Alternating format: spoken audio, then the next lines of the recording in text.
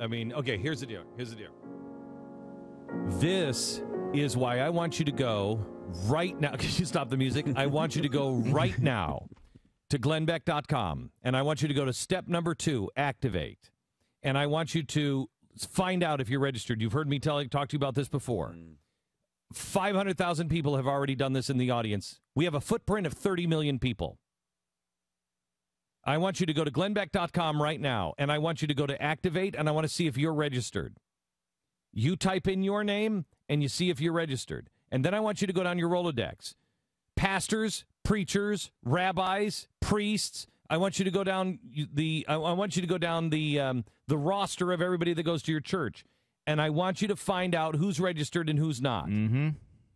And you get registered, because if we don't repeal this, I honestly don't know how to do business anymore. I'm a fairly successful businessman. I don't know how to do business. If the government can make you now illegal, remember one thing. I said to you about an hour ago, this court does not want to be remembered as the Dred Scott court. They've just done it. And it was because good people resisted. There were going to be one or two. One of us was going to say, resist. One of us was going to use this and say, fight on. Here's the good news in this. I said, oh boy, what? Is there more news? Chief Justice Roberts' vote saved Obamacare. That is the... what the hell? What? Why can't we appoint justices on our side that actually do the things they're supposed to do? Why is it that Justice Ginsburg never votes for anything conservative? Ever. We never have it. Yet every freaking person we appoint on our side winds up doing this idiocy. How is that possible? It happens only to our side. You know why? Because progressivism is a disease in both parties. That's why. But come on, John you've Roberts? never had a better case. You never had a better case than today. Progressivism it's a disease, and it is in both parties. It's in both parties. And if we don't wipe out the progressive idea, if we don't correct that in the minds, those people shoot people that disagree with them.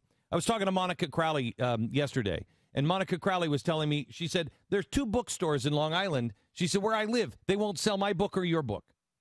I said, what are you talking about? And she said, they won't even hold it. They will not carry a liberal book. I said, you want to talk about book burners? There it is. Progressives are fascists. They're fascists. Now, I don't know about Mitt Romney, but if Mitt Romney is not ready with a statement in about 15 frickin' minutes, he's not the guy to be president of the United States. If he isn't prepared to come out today swinging for the fences, then he's not prepared to be the president of the United States. It's actually happened. 1, 2, 3. Did they actually lose? They got Kennedy and lost Roberts? Gosh, that's amazing. That is amazing. So you have Scalia, you have Alito, you have Thomas, you have Kennedy, and you do have Kennedy, and you lose Roberts. I mean, that is... And Roberts went the other way. Wow. Unbelievable. That is absolutely unbelievable. And you're right. It has never been. I don't think there's ever been a ruling where we said, whoa, Ruth Bader Ginsburg voted the other way? Never. Or Because Stephen they Breyer? are who they are. Yeah, Because absolutely. they are who they are. Yeah. And progressives... I mean, how many of us, when Newt Gingrich was on this show 3-4 months ago, was shocked at who he really was? How many of us? We didn't know this about Newt Gingrich. I mean, I always thought Newt Gingrich was a dirtbag, but I never thought he was a progressive. You know, a big government guy, whatever. No. Contract with America? No.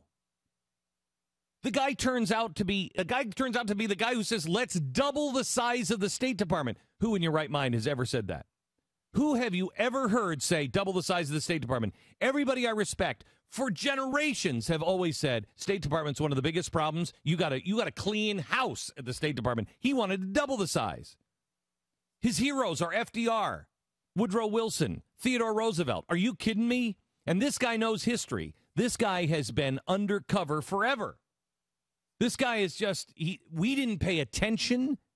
We didn't know what progressivism was, and it is time. Gang, the Lord works in mysterious ways. I will tell you this. I am a better American today because of Barack Obama. Hear it loud, hear it clearly. I am a better American today because of Barack Obama. I know what my country has done, both good and bad. I have a deep appreciation for what this country is and what the American people are capable of. This is not a setback. This is a challenge. And believe me, the American people are up to the challenge. Just as we were with the Dred Scott decision, we are up to this challenge.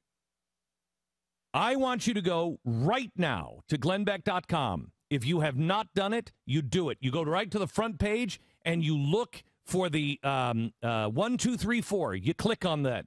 When you get to that page, you click on 2. It says activate.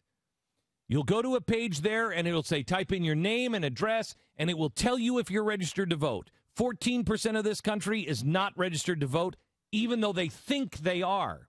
30% of conservatives are not registered to vote. 30% of conservatives, Christian conservatives, are the worst.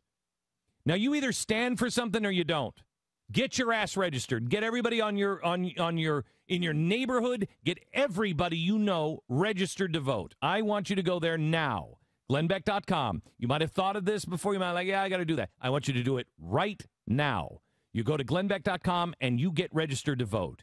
It is time to show this president and this progressive party on both sides enough. You want a frickin' mandate? Oh, we'll give you a mandate.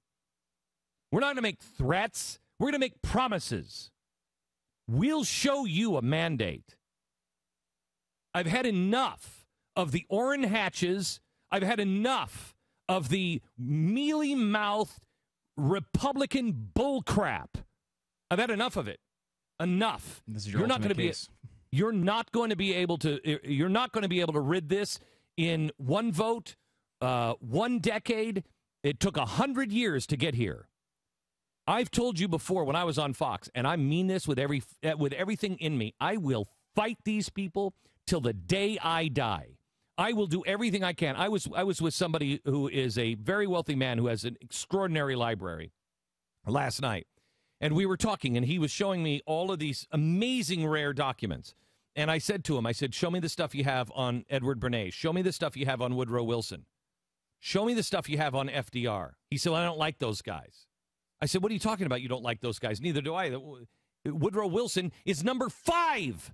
He is the 5th most favorite president, the 5th most important president in the United States, and they glorify him in every university.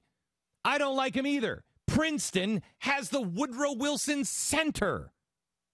If we don't teach people what evil is, if we don't restore history, we're done. We're done. I think I've convinced this guy to go back and look at his library and start to collect the evil side of American history. Let me tell you something. This will make us a better, stronger America.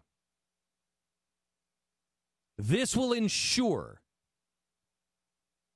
that the end of the Obama administration is here. This will turbo. And Mitt Romney, let me tell you something. If you turn out to be one of these mealy-mouthed progressive pieces of crap, I'm telling you right now, you're in trouble, brother, because America is not going to sit down. We are tired of getting the same bull crap. We are tired of getting the same bull crap from both parties. You better be a damn conservative that understands small government. None of this bailout bull crap. None of it. None of it. Last call, Republicans. Last frickin' call.